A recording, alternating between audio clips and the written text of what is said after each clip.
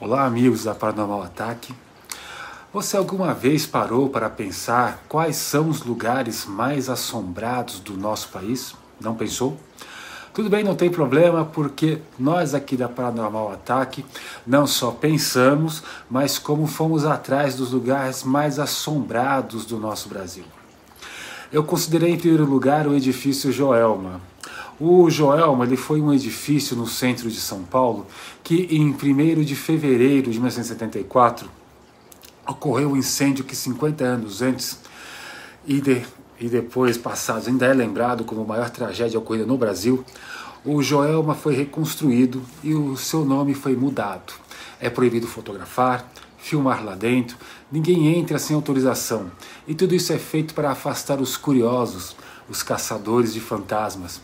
Mas os funcionários do edifício em reservado contam as coisas estranhas que acontecem até hoje lá. É considerado comum ouvir passos nos corredores, sem ter ninguém passando no local, ouvir sussurros perto do seu ouvido ou gritos distantes onde, como sempre, não tem ninguém. O lugar é principalmente fácil de ver vultos passando pelo ambiente, atravessando portas, paredes. E o Joelma até hoje é considerado o lugar mais assombrado do mundo. Em segundo lugar, eu considerei a Capela Nossa Senhora dos Aflitos. Essa capela, nós aqui do canal já falamos sobre a sua história e fizemos uma pesquisa paranormal lá. Vale muito a pena ver. Essa capela ela é assombrada porque ela pertence a um cemitério que não existe mais no local. Hoje nós temos prédios, residências e comércios, que lá virou um beco.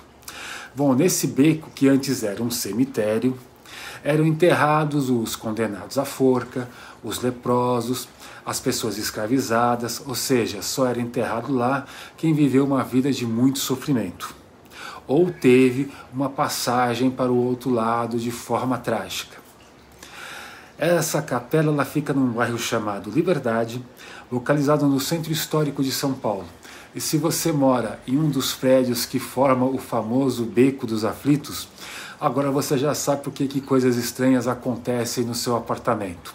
Ou não. Terceiro lugar, Hospital Colônia de Barbacena. Se eu contasse tudo o que eu sei sobre esse hospital psiquiátrico aqui no YouTube, eles baniam o meu canal para sempre. Dá para dar um pequeno entendimento do que acontecia lá.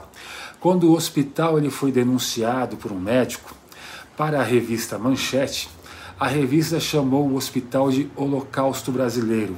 E não se sabe com precisão quantas pessoas deixaram esse mundo por causa daquele lugar.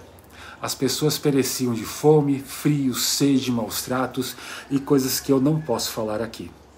Hoje em dia, quem quiser visitar o local, existe um museu com objetos e fotos das vítimas do hospital, que foi o inferno sobre a terra, onde há relatos de pessoas que cuidam do local de ouvir gritos, gemidos, pedidos de socorro, risadas insanas de congelar a espinha.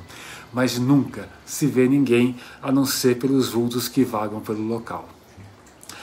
Em quarto lugar, Penitenciária do Cariri. Na cidade de Juazeiro do Norte existe uma penitenciária que é temida pelos presos, não por sua violência e nem tampouco por sua rigidez e disciplina com os presos. Lá tem coisa muito pior.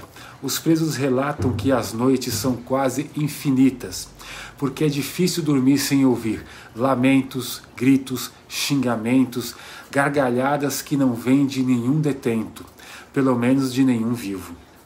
É comum ouvir sussurros, pedidos de socorro, passos nos corredores vazios e a sensação de estar sendo observado dentro da cela. Impede que os detentos consigam ter uma noite de sono. Há relatos de detentos que foram levados ao desespero e à loucura e acabaram cometendo autoeliminação na esperança que aquilo acabasse. Mas eu acredito que esse ato só fez com que eles participassem daquilo, mas temiam de forma eterna. Quinto lugar, Castelinho do Flamengo. Localizado no Rio de Janeiro, esse castelinho ele foi construído em 1916. Seus proprietários foram Avelino e Rosalina Fernandes. e sua filha Maria de Lourdes. Em 1932, o casal sofreu uma fatalidade. Eles foram atropelados na porta da residência, deixando a Maria de Lourdes órfã.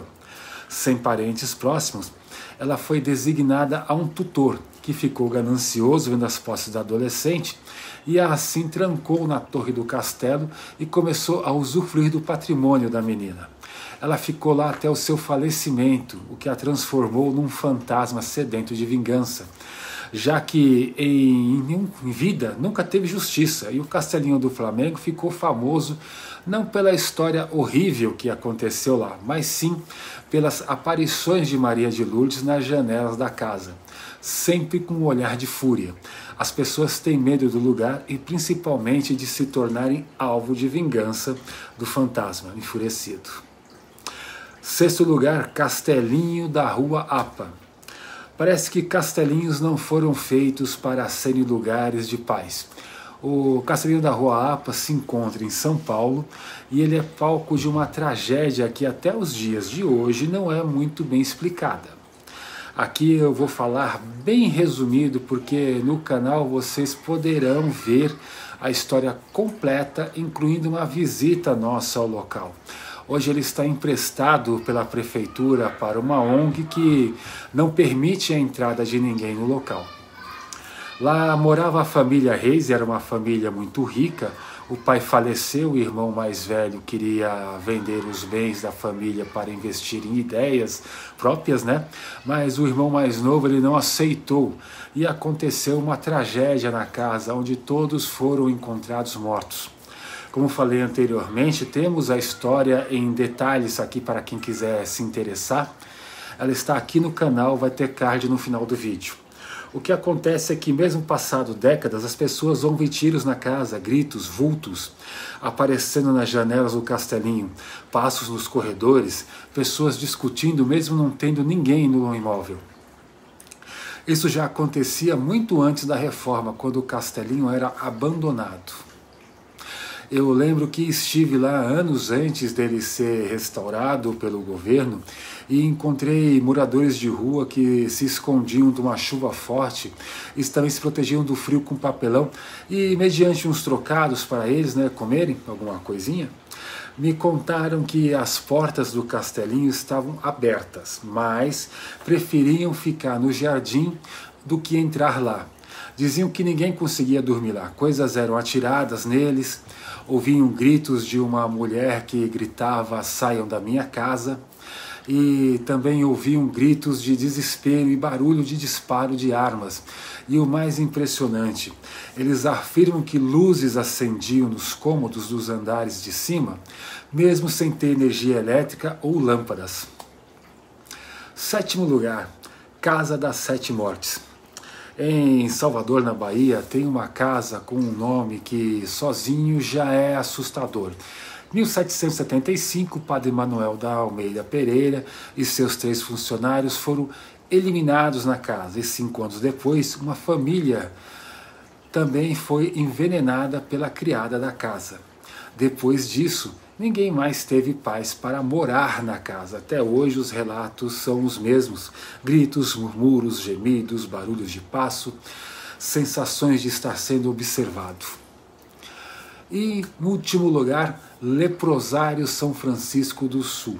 Em São Francisco do Sul, perto da Praia do Forte, houve um sanatório que no século passado ele funcionou como um leprosário e nos dias de hoje ele é apenas ruínas perto da praia. O detalhe é que os turistas não sabem de que se trata as ruínas e vão passeando e até que encontram o lugar e começam a explorar.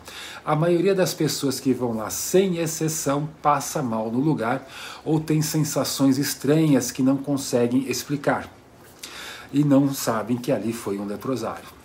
Se você assistiu até o final, muito obrigado. Eu espero ver você de novo no próximo vídeo.